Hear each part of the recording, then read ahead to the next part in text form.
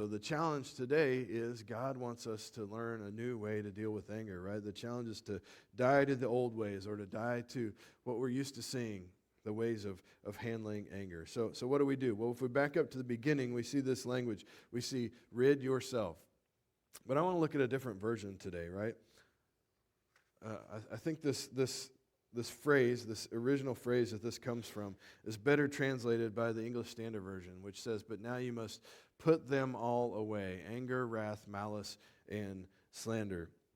I don't think it's realistic to think that I can just rid myself of anger here forevermore, right? Just stand up and say, "Today, I declare I will never get angry again," right? We know that's not possible. Because I believe that God created us, I have to believe that anger, which is a natural emotion, is a part of that creation.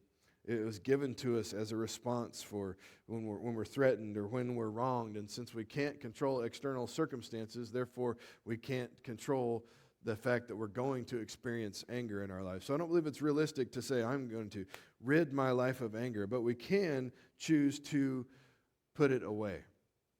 We can choose what we're going to do with it when it happens, how we're going to deal with it. If you're a parent, how often do you find yourself saying to your kid, "Hey, you need to put that away," right?